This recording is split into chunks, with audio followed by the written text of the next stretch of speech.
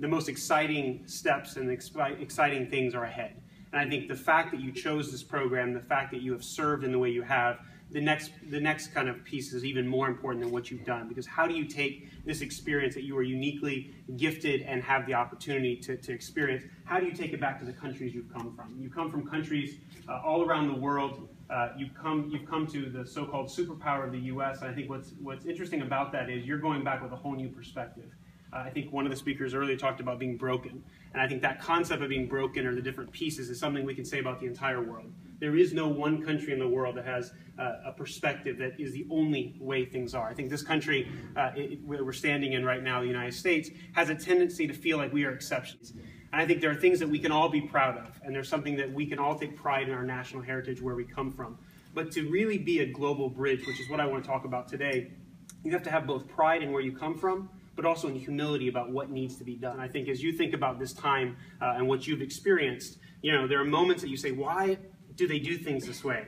I'm so frustrated by this nonprofit. Why can Americans be so insular and not understanding things? Why don't they speak another language? Here you are struggling and writing in a foreign language to you. Ask them to write in Chinese, ask them to write in Portuguese, ask them to write in Spanish, ask them to write in Arabic, and see if they were able to do as good of a job. And the fact that you took such a significant pay cut to come and do what you're doing. I know the houses that you've lived in. I've heard the stories that in some ways many of my compatriots and people like myself would say is a hardship. But you made it joyful and you had fun in the process. That experience is something that I hope that you will share with everyone that you see. Because despite having worked in the State Department, there is no exclusive term of an ambassador or diplomat. I see in front of me a whole bunch of global ambassadors and diplomats, not only for the United States, not only for your home country, but for what's possible in the future in terms of global bridges. And I think if you are able to go back to your home countries, your home communities, and connect the dots for us, to show from a personal experience when you're sitting, whether it's in the Palestinian territories, whether it's in Pakistan, whether it's in places that the U.S. has some very difficult bridges to overcome in terms of hurdles, political and government-to-government relations that have always been tense, you as a human being can bridge that in a way that no embassy, no ambassador can. And so I hope you will take that to heart, and I hope that you know from your time being in the U.S. that not all Americans can be as easily characterized or as easily caricatured. And there are some good people, and there are a lot of good people that are praying for your success and hoping for your success, because ultimately on your shoulders in some ways comes with the great opportunity you've had is great responsibility. My own journey, as you probably heard a little bit about, has certainly been one that's taught me about the importance of seeing a global perspective and the real importance of that value, not just in the government, not just in the nonprofit sector, not just in the private sector, but all of the above. And I think all of us have lives that will go in different ways. If anybody tells you that there's a straight path and if you just get this next job, you move on to the next one, they're clearly lying or they haven't experienced it themselves.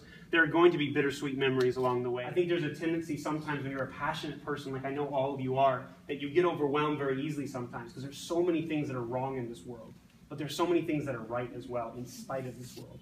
And I would hope that each of you, whatever that tradition is that's brought you to this place, will think about this moment, will think about what you've accomplished and are looking forward to, and we'll be able to connect that, because all of you in some ways are called to a higher purpose in terms of being a public servant, whether it's for your family, whether it's for your country. There's so many different places, and I think it's easy to give an inspirational speech when you're sitting in front of a group like this. It's easy to kind of at the surface level, but it's in the difficult times when you have to be able to draw from that strength. And even more importantly, when you don't know what the answers are, you have a group of people that you can draw from. And I don't think it's just the fellows sitting here, it's the fellows that have come before you, it's the people and the friends and the people that you have made your family while being here when you were so far away from your loved ones, that you've in some ways inherited and been adopted by this community. And if Atlas Corps will ultimately be able to change the world in the way it talks about by changing perspectives, you will become those global citizens, those global ambassadors. So hopefully that will be something that this is not the end or a goodbye, but it's simply the beginning in terms of the journey that you guys have.